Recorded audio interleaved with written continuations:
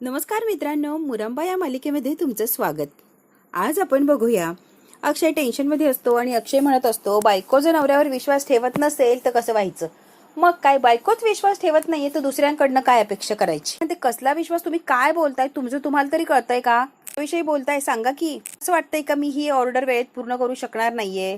रमा, 10 लाख रुपयाचा फाईन भरायला लागेल असं वाटतंय का तुला. तू माझ्यावर विश्वास का ठेवत नाहीयेस. काय विचार करताय हो तुम्ही. 10 लाखांचा फाईन वगैरे. मी कपाट आवरत होते आणि दागिन्यांचे डबे खाली पडले म्हणून ते नीट आवरून ठेवत होते. लगेच काय विचार करताय आणि काय काय लगेच तुमची बडबड सुरू झाली. जरा बघत जा की समोरचं काय करताय. नीट ठेवायला नको का. असं कसाही विचार करू नका, उगाच गैरसमज करून घेऊ नका.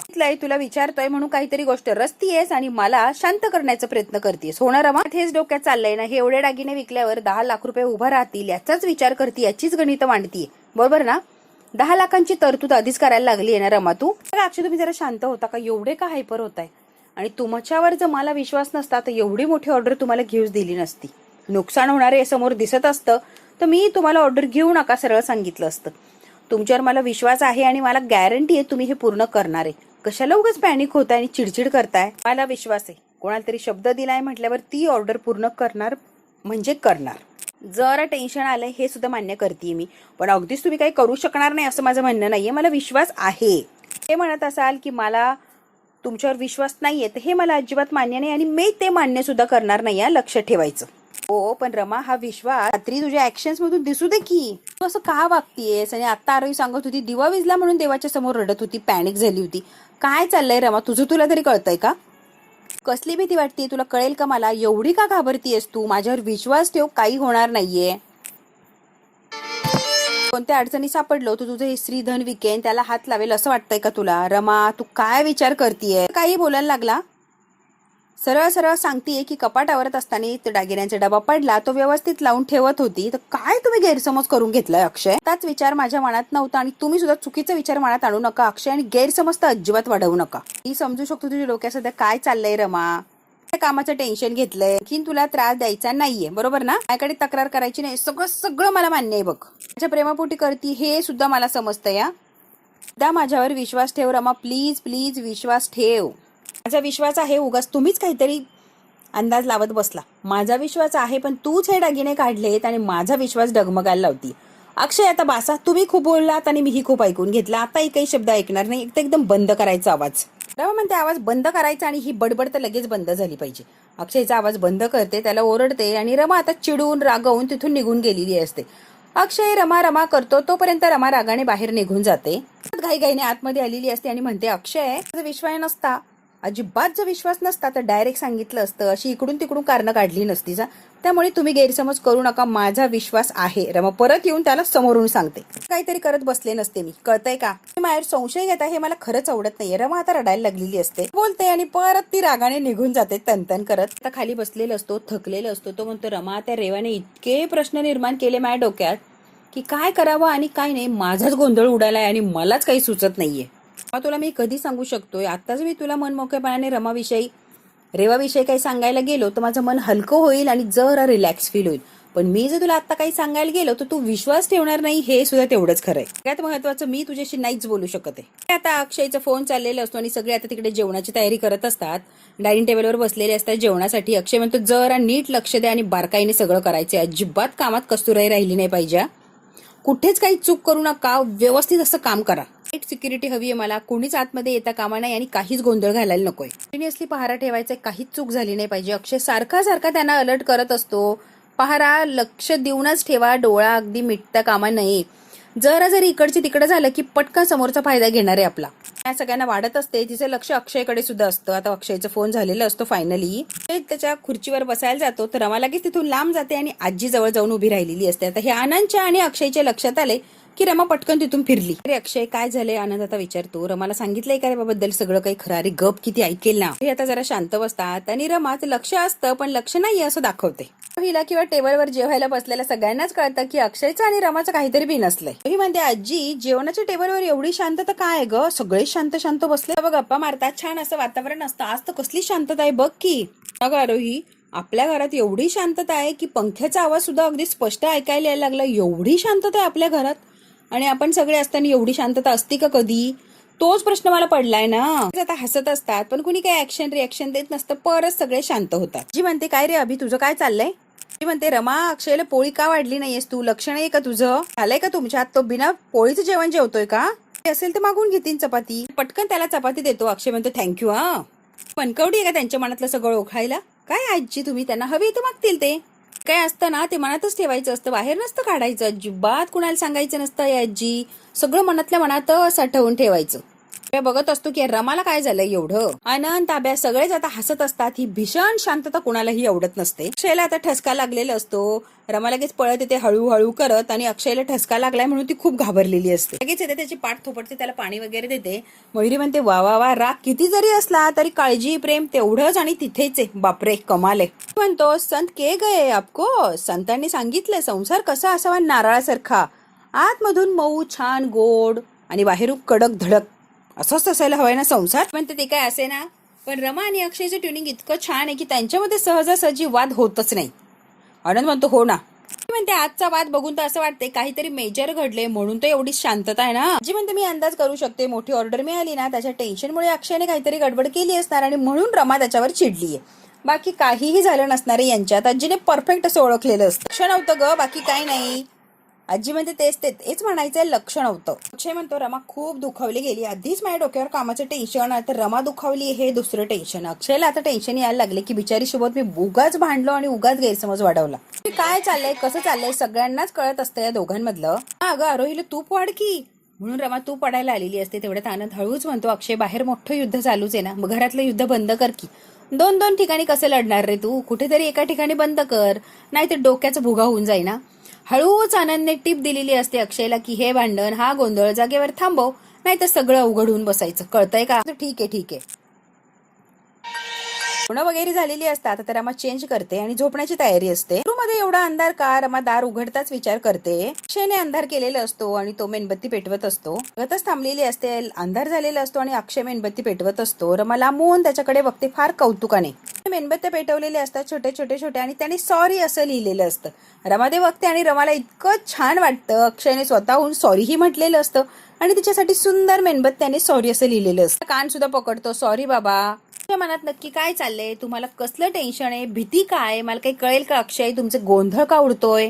सांगणार नाही आहात की मी अजून चिडू अजून राग करू का मी. तुम्ही सांगा बरं. अगदी शांत असा उभा असतो. काय सांगावं काय करू नये त्याला काही सुचतच नसतं. अगदी गोंधळून गेलेलं असतो अक्षय. आणि रमाची ही चिडचिड होत असते की नेमकी अक्षयचं चाललंय तरी काय. अक्षय का वागताय ते. काहीतरी लपवताय माझ्यापासून. काहीतरी चोरून लपून चाललंय एवढं मला कळतंय अक्षया. म्हणूनच माझी चिडचिड होती की मला या सगळ्यापासून दूर का ठेवताय तुम्ही. मला सगळ्या प्रश्नांची उत्तर हवी आहे. अक्षय मी तुमच्याशी बोलतीये. अक्षय अगदी शांत मासूम बनून तिच्या पुढे उभा राहिलेला असतो. सध्या तरी तिच्या एकाही प्रश्नाचं उत्तर दिलेलं नसतं. ती तर्क वितर्क लावत असते आणि याला प्रश्नांचा भडीमार तिने सुरू केलेला असतो. म्हणते तुमचे डोळे स्पष्ट सांगताय गोंधळ उडालाय काहीतरी लपवाछपी चालली आणि मेजर असं काहीतरी आहे जे तुम्ही माझ्यापासून लपवताय मला कळूच देत नाहीये. आणि ते जोपर्यंत कळत नाही तोपर्यंत माझ्याही मनातला गोंधळ थांबणार नाही. अक्षय प्लीज सांगा एक्झॅक्टली काय चाललंय तुमच्या मनात. मनात इतकं साठलंय तुम्हाला सांगायचंय पण मग सांगत का नाही आहात. का गोंधळात कळेल का मला. मी का थांबवताय स्वतःला. प्लीज असं करू नका. जे काय आहे ते मला सांगा. मन मोकळं करा. तुम्हालाही रिलॅक्स वाटेल आणि आपल्यातला हा गोंधळ भांडण वाद सगळंच मिटेल ना. अक्षय एक्झॅक्टली काय प्रॉब्लेम आहे मला कळेल का. प्लीज अक्षय सांगताय का मला तुम्ही. बोलला नाही तर घुसमट होणार आणि टेन्शन अजून येत राहणार.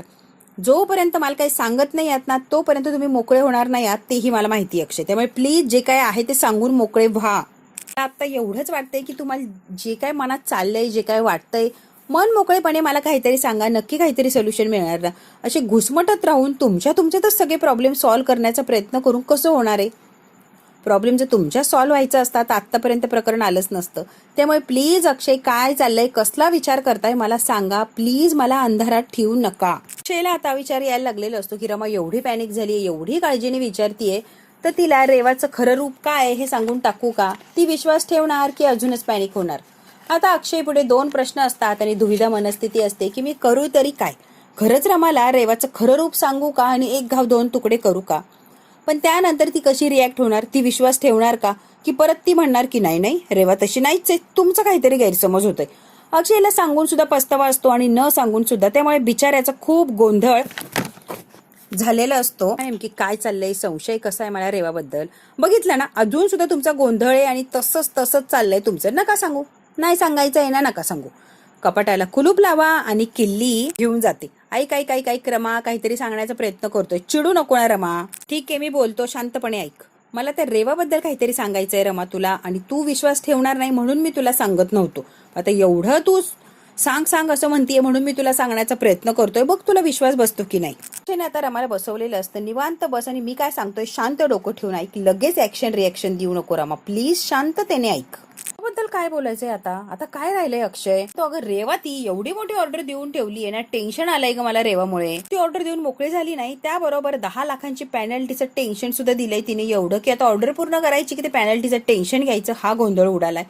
हेच तुला रेवाबद्दल सांगायचं होतं रमा. पण मी म्हणतच होते असं कसं तुम्हाला अजिबात टेन्शन येणार नाही. टेन्शन तर येणारच ना, एवढं मोठं आहे म्हटल्यावर टेन्शन तर यायलाच हवं ना. वाटायचं बरं तुमच्या मनात हे सगळं चालू असणार, पण स्पष्ट काही कळत नव्हतं. पण आता कळालंय मला, गोंधळ टेन्शन आहेच की तुम्हाला. दाखवत नव्हतं खरं तर, पण होतं ग टेन्शन. टेन्शन नाही असं कसं होणार रमा, टेन्शन तर येणार ना ऑब्व्हियसली. एवढी मोठी ऑर्डर पूर्ण करायची आहे, ते तर वेगळंच टेन्शन. ऑर्डर जर वेळेत नाही पोहोचली किंवा क्वालिटी नाही मिळाली त्यांना, तर 10 लाखाची पेनल्टी भरायला लागणार. सगळं टेन्शन आलंय ग, म्हणून गोंधळ उडालाय आणि चिडचिड होती, बाकी काही नाही बघ. ते नका टेन्शन घेऊ अक्षय, सगळं व्यवस्थित होणार. क्वालिटी सुद्धा मेंटेन राहणार आणि ऑर्डर सुद्धा वेळेवरच डिलिव्हरी होणार.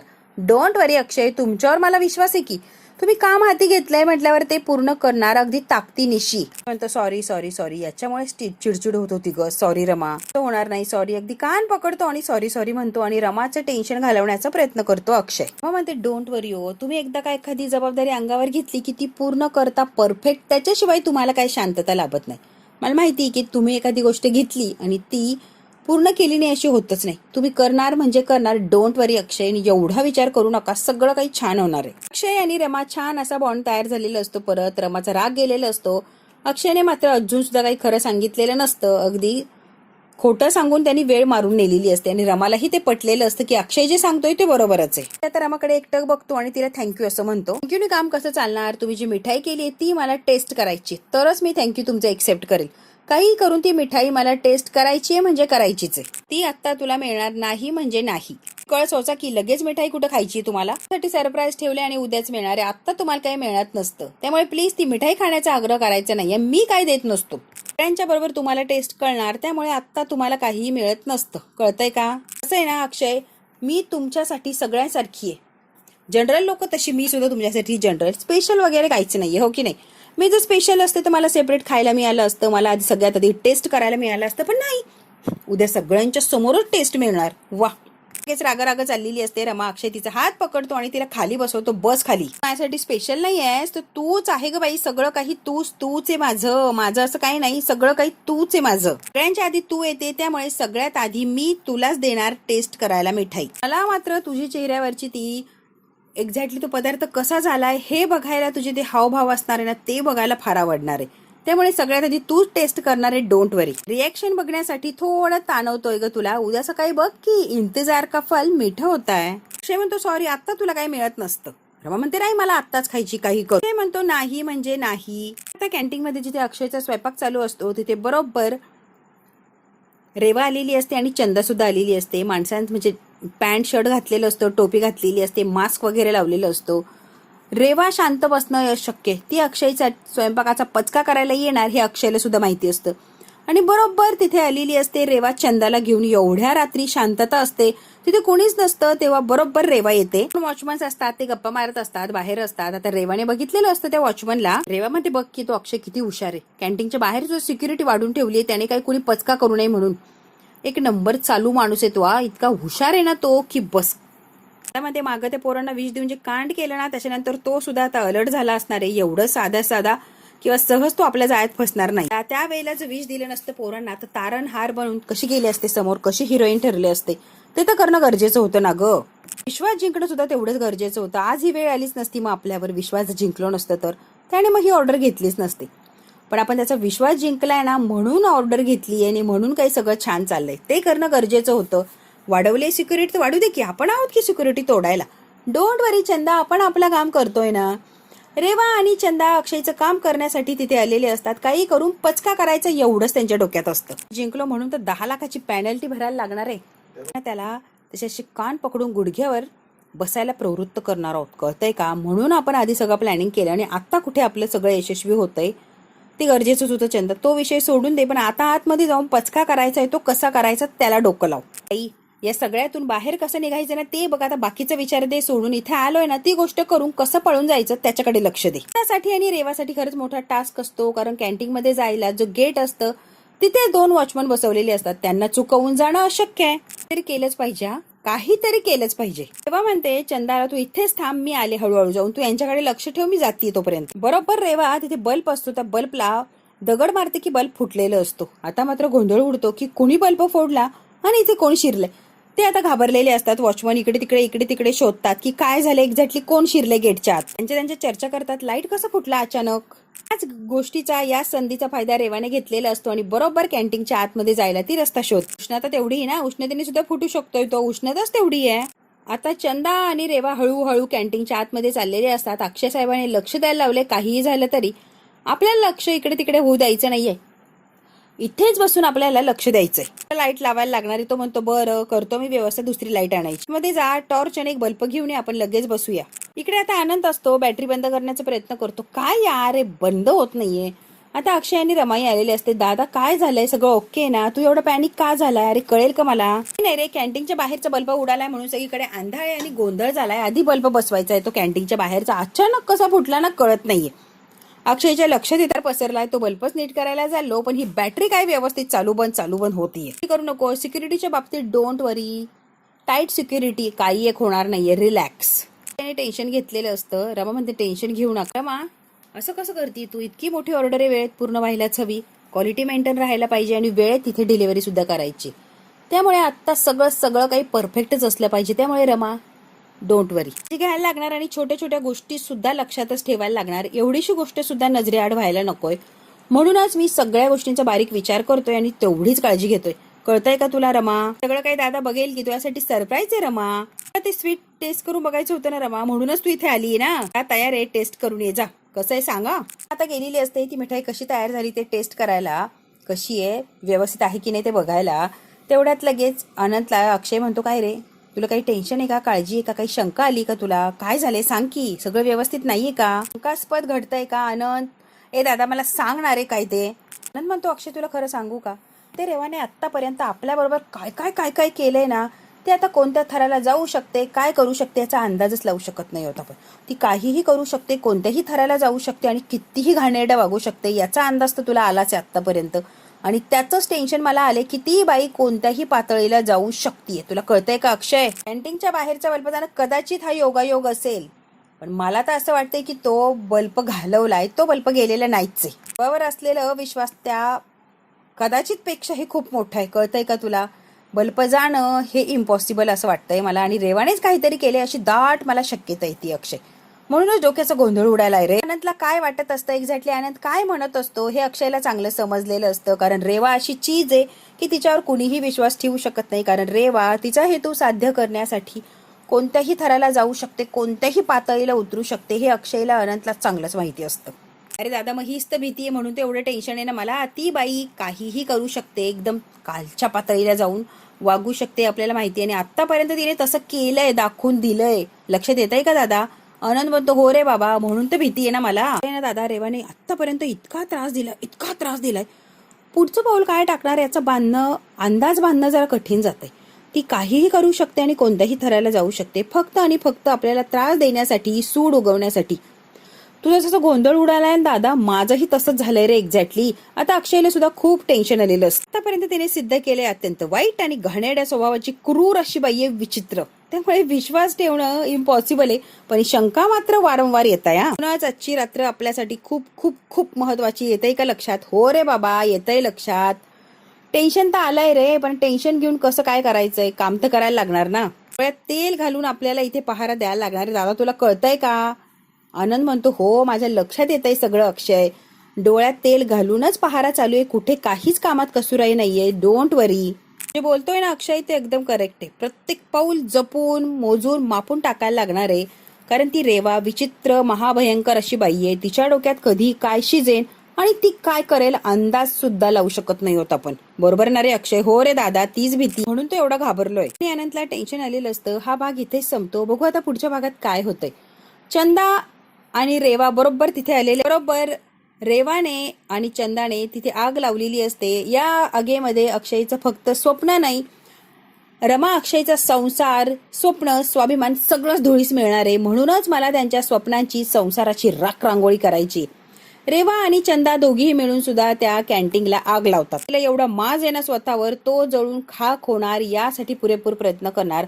भीषण अशी आग लावलेली असते चंदाने आणि रेवाने त्या कॅन्टीनला. आग लावून त्या पळत असतात. तेवढ्यात रमाने त्यांना पकडलेलं असतं. कोण आहात म्हणून म्हणते आणि एकीच तिने गचंड पकडलेलं असतं. पण चंदा असते ती पळून गेलेली असते. इथे काय करताय, त्यांची झटापट सुरू होते. चंदा मात्र पळून जाते आणि रेवा मात्र रेवाच्या तावडीत सापडते. आता मात्र दगड मारून तिने रेवाला खाली पाडलेलं असतं आणि रेवाच्या तोंडाचा मास्क काढते. तेव्हा रमाला कळतं की ही रेवा आणि इथे काय करतीये. जब्बर असा धक्का बसलेला असतो की रेवा इथे काय करतीये. आता बघू जे रमाला सगळे प्रश्न पडलेत त्या प्रश्नांची उत्तरं मिळणार का, आणि एक्झॅक्टली रेवा काय चीज आहे हा खरा चेहरा रमाच्या समोर येणार का. हे जर बघायचं असेल मित्रांनो तर आपल्याला बघायला लागणार आहे पुढचा भाग.